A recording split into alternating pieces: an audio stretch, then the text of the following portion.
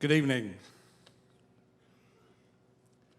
I'm actually very, very nervous. It's the first time I've read one of my own poems out for 35 years, I think.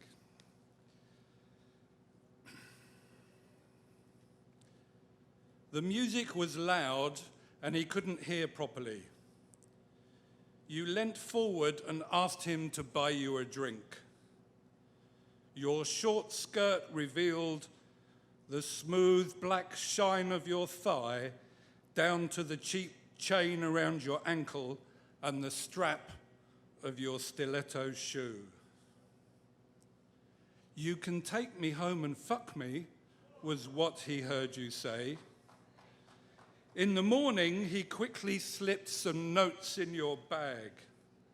Thank you, sir, he said, you said. He paid, but you kept your dignity.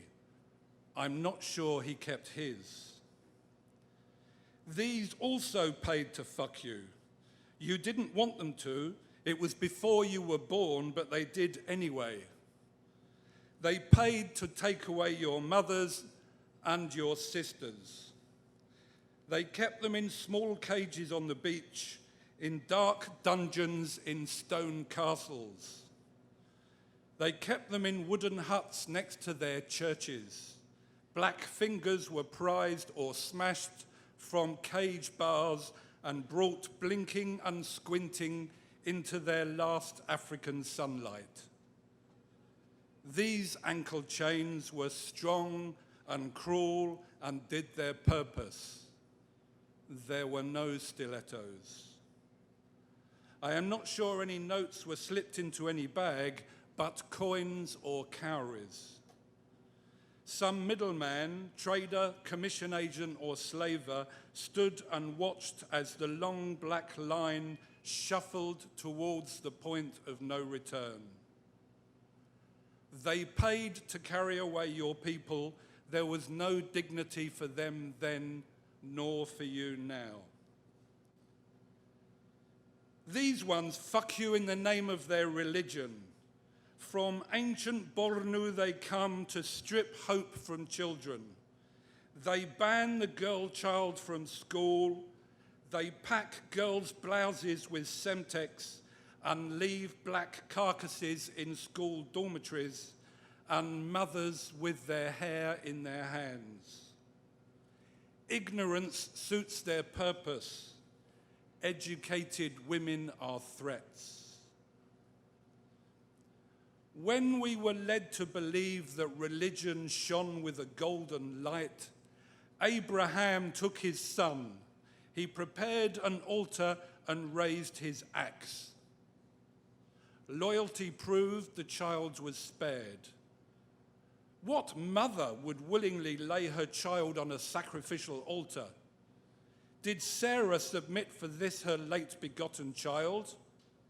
Which God decreed that Abrahamic religions should be run for men by men? Or maybe man himself usurped the holy writ to legitimize his predatory nature. Yet still, in our newly golden days of change, wise men in suit and kaftan decree, by law and by force, the woman is inferior. While they fight in all but this and shared money, happily they vote to preserve the paedophiliac rights and fetish habits that their customs demand.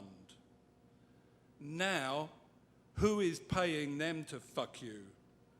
You who vote for them, pray for them, priest and politician, imam and children. You choose them deliberately or through inertia, through religious acquiescence or the dream of future greed. See bags of rice with umbrella or broom or the face of a smiling liar. See grandmothers screaming for the pastor's hand. Rise and be healed. Magdalene to the cleric's whim. Prostitution by another name.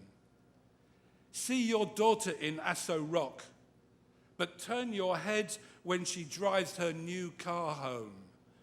Short-term cock for short-term contracts. There is no pride in this. This one I have no responsibility for. You choose by prayer, chant, or ballot to fuck yourself and rob your children of their dignity. Those chains are no longer invisible, but they are still there. Who chooses them now?